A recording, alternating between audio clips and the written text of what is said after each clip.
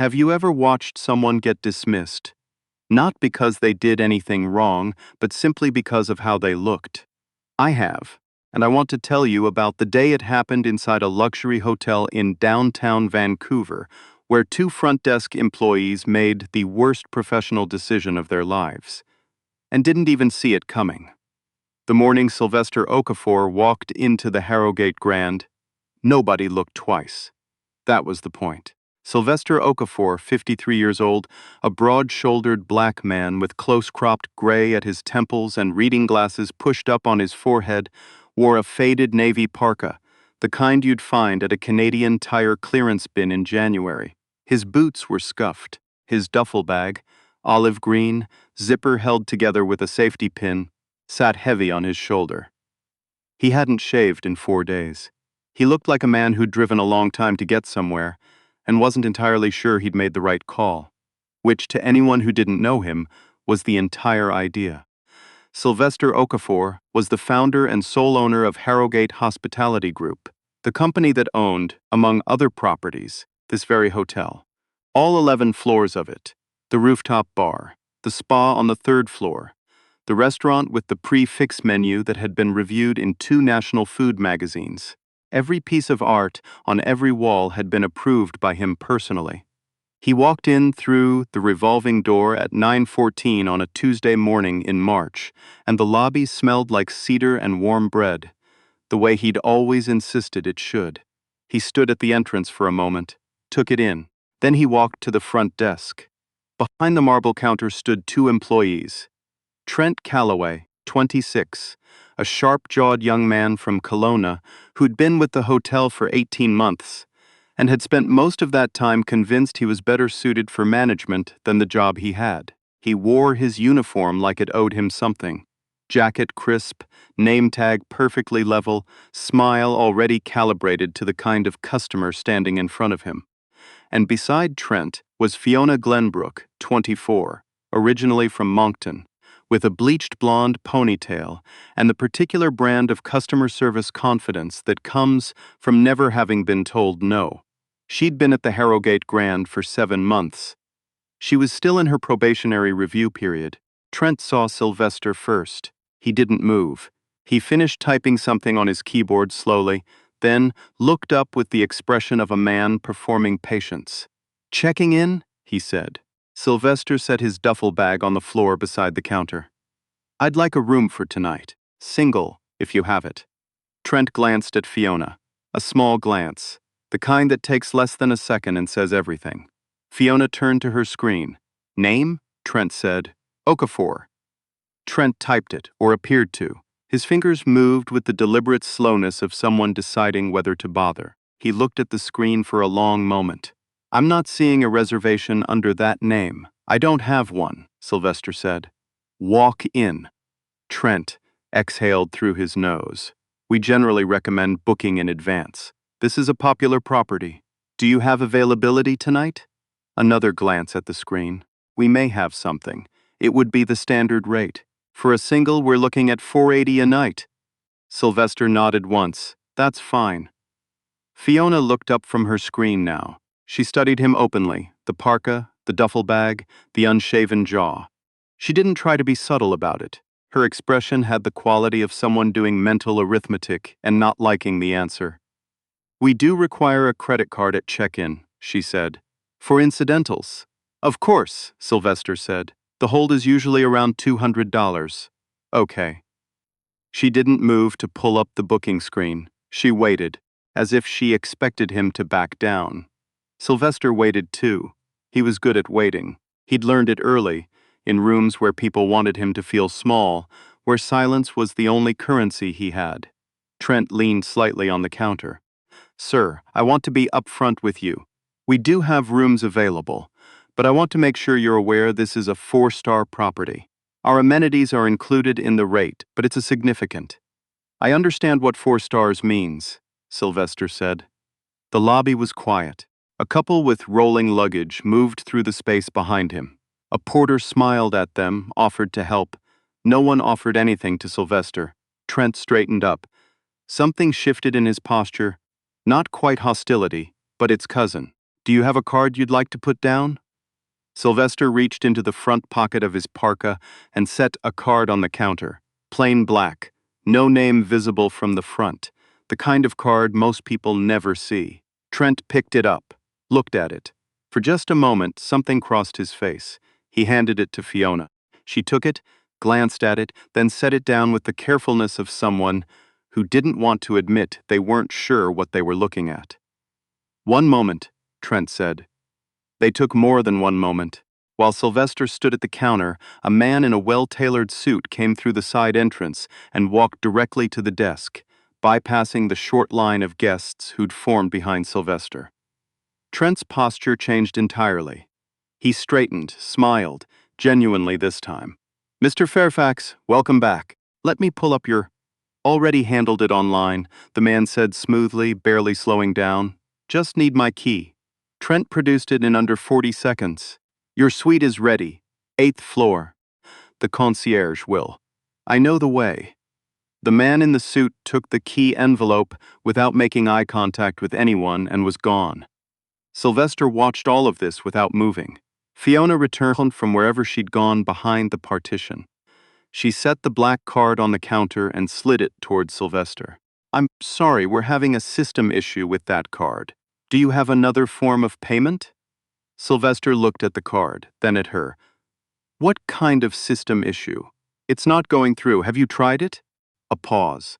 "It's flagging in our system." Sylvester picked the card up. He turned it over in his hand, set it back down. "Run it again," he said. Trent moved to the terminal. He went through the motions. Fiona stood with her arms crossed, the way people stand when they've already made up their mind. "I'm sorry," Trent said.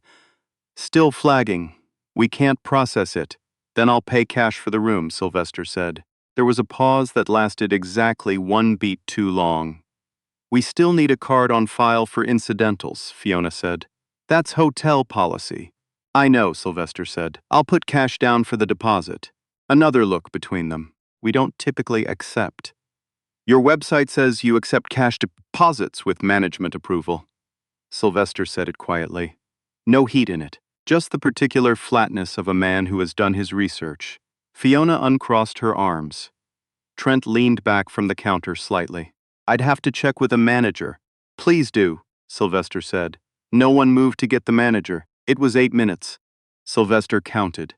He didn't take out his phone. He didn't sigh or shuffle or check his watch. He simply stood at the counter while Trent busied himself with paperwork that didn't need doing, and Fiona helped the 2 guests who'd been behind him in line, warmly, efficiently, with the full voltage of her professional charm. On the far side of the lobby, near the corridor that led to the restaurant and the event rooms, a woman in her late 40s moved between the check-in area and the luggage room, carrying a stack of folded towels. Her name tag read ADAEZ. Adeze Nwankwo, 49, a tall Igbo-Canadian woman who'd worked at the Harrogate Grand for 6 years. She'd started in housekeeping and moved up to lobby operations. She had the kind of face that looked like it had been through some weather and come out okay on the other side. She noticed Sylvester at the counter. She noticed the way Trent and Fiona were moving around him rather than helping him. She set down the towels on a cart near the wall, walked over. "Can I help you, sir?" she said. "I'm trying to check in," Sylvester said. Adeze looked at the screen, then at Trent. "Is there a problem?" "System issue," Trent said. "What kind?" He didn't answer right away. Adeze reached across to the terminal and typed something. She looked at the screen for a moment. Then she looked at Sylvester with an expression that wasn't quite apology, more like the recognition of something she'd seen before and didn't like. "I can process this manually," she said. "What name is the booking under?" "Okafor," Sylvester said. "Walk in. Standard single, please." She took less than 4 minutes. She ran his card. It went through on the first attempt. She printed his key envelope, slid it across the counter, gave him the Wi-Fi code and a quick rundown of checkout time and breakfast hours without being asked. Then she said, "Can I have someone take your bag up?" "I'm fine," Sylvester said. He picked up the duffel. "Room 407. Elevators on your left." "Thank you," Sylvester said. He picked up his bag. He walked to the elevator. He pressed the button. He went upstairs. Room 47 was clean and warm and smelled like cedar still. He set the duffel on the luggage rack and sat on the edge of the bed for a moment. He'd checked into hundreds of hotels. He'd been turned away from 2 in his life, once in his 20s, once in his 30s. Both times because of what he looked like rather than what he had. He thought he'd stopped being surprised by it. He pulled out his phone. He had 14 unread emails. He set the phone face down on the bedside table. He sat for another minute.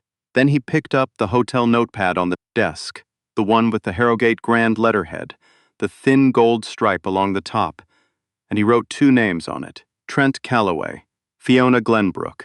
He underlined them once. What Trent and Fiona did not know, what nobody at the front desk knew, was that Sylvester Okafor did this 3 or 4 times a year. He'd been doing it for 7 years, ever since a general manager at one of his own properties in Calgary had told a shareholder, at a dinner Sylvester had arrived late to, that he'd initially assumed Sylvester was the catering staff. After that, Sylvester had started showing up unannounced, unremarkable. Plain clothes, no prearranged visit, no heads up to management. He would check in like any other guest. He would eat in the restaurant. He would use the spa, call seatkeeping, ask for extra towels, order room service at odd hours. He would watch. He had fired 3 general managers this way. He had restructured an entire front desk operation in Ottawa after a visit that had gone, in some ways, exactly like this one. He had also, over those 7 years, quietly promoted 4 people he'd encountered during these visits.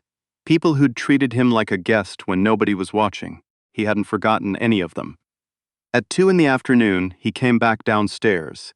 He walked to the front desk in the same parka, the same scuffed boots. Fiona was on shift.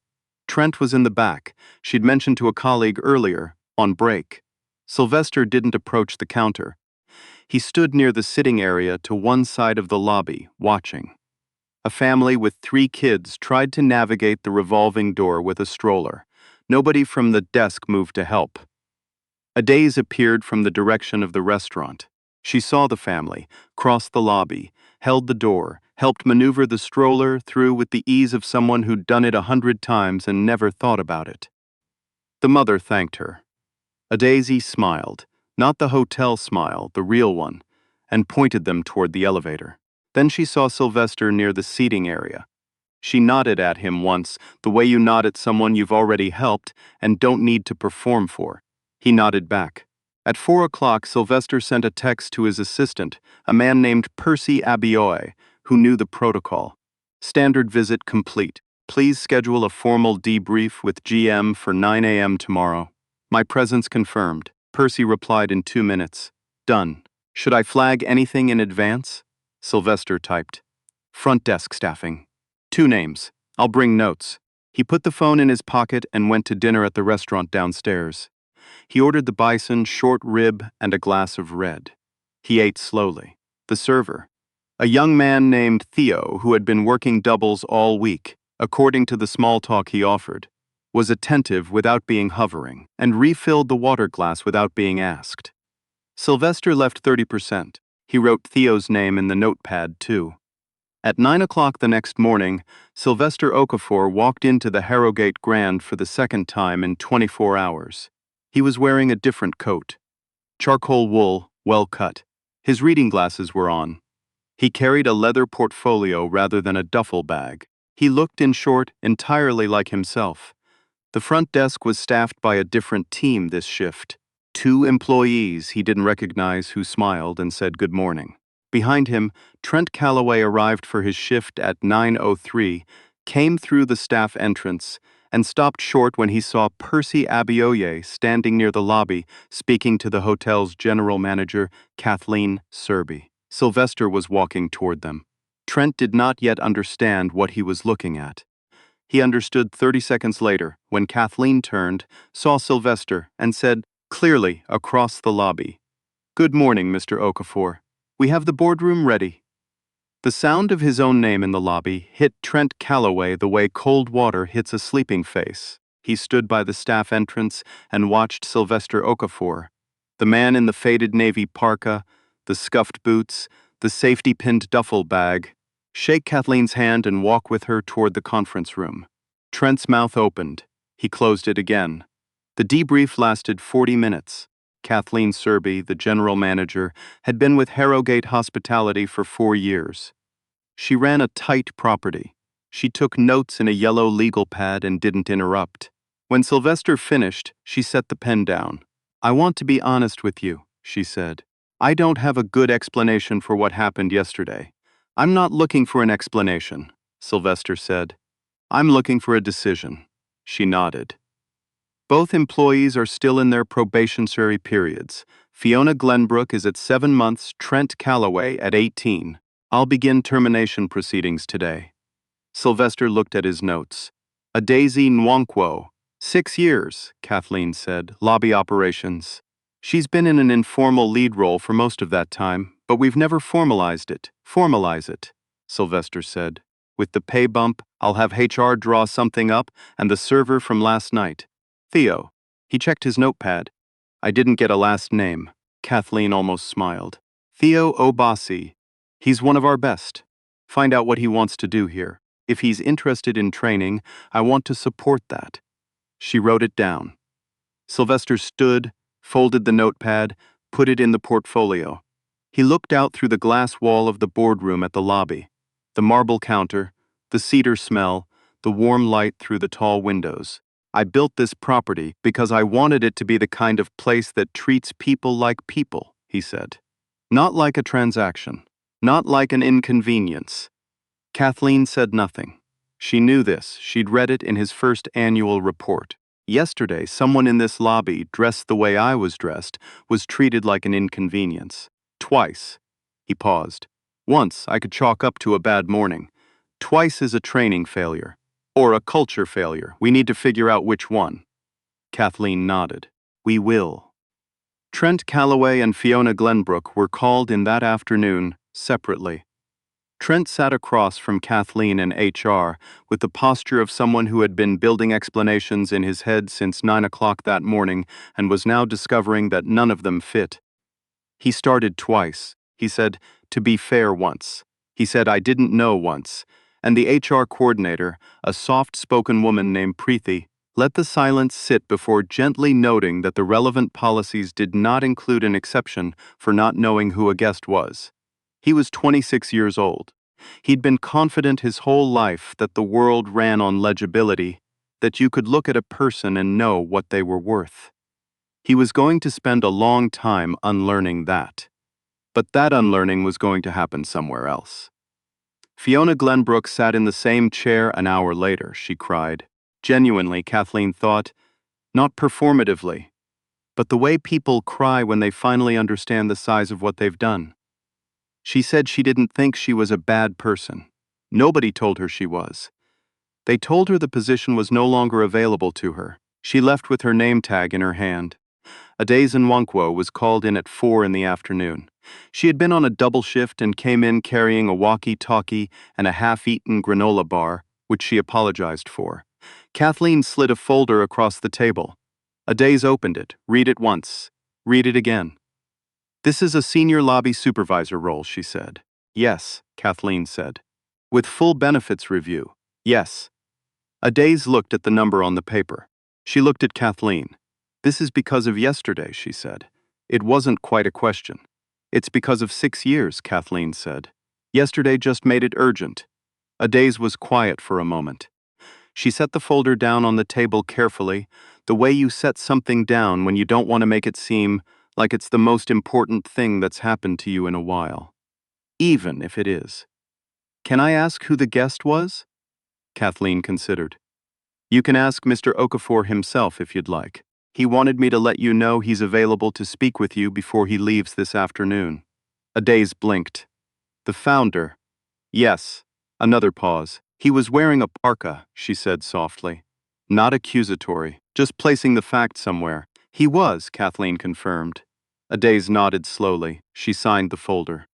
They met briefly in the lobby. Sylvester and Adeze, near the sitting area where he'd watched her help the family with the stroller the day before. He was in the charcoal coat again, the leather portfolio under his arm. "I wanted to say thank you," he said. "I just did my job," Adeze said. "You did it when you didn't have to," Sylvester said. "That's different." She tilted her head slightly, the way people do when they're trying to decide whether a compliment is real. She decided it was. "I noticed you standing there," she said. "Something felt off. It wasn't hard to step in. For some people it is," Sylvester said. She nodded. She looked at him. Just looked, the way she'd looked at him the day before, not calculating, not performing, just seeing him. "You built something good here," she said. "The lobby smells like cedar." Sylvester laughed. It surprised her. A real laugh, quiet but genuine. "I insisted on that," he said. "Everyone thought I was being difficult. Were you?" "Probably," he said. "But I was right." She smiled. He shook her hand. He thanked her again. He picked up his portfolio and walked out through the revolving door. "Now I want to talk to you directly for a moment. Because here's what stayed with me about this story. Sylvester Okafor never raised his voice. Not once. He didn't argue with Trent. He didn't call Fiona out in front of the other guests. He didn't take out his phone to film anything or threaten anyone. He just waited, observed, wrote down names. He knew something that Trent and Fiona didn't know, which is that the world is not as legible as it looks. You cannot tell what someone is worth by the coat they're wearing. You cannot tell where someone has been, or what they've built, or who they are from a duffel bag with a safety pin holding the zipper together. And even if you could, even if the man in the parka had been exactly who he appeared to be at first glance, none of that behavior would have been acceptable. None of it. The most liked comment I've ever seen under a video like this one was something simple. You never know who you're serving. I'd take it one step further. Even when you do know, even when you know exactly who you're serving, and you've done the math, and you've decided they don't matter, you're wrong. You're just wrong.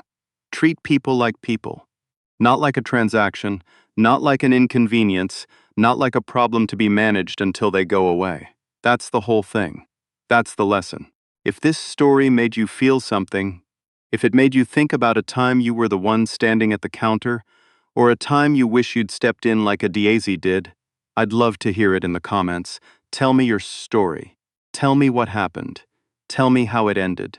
And if you haven't subscribed to DELL Stories yet, now would be a good time. There are more stories where this one came from. Stories about people who got underestimated, overlooked, dismissed. Stories about the moment everything turned. I'll see you in the next one.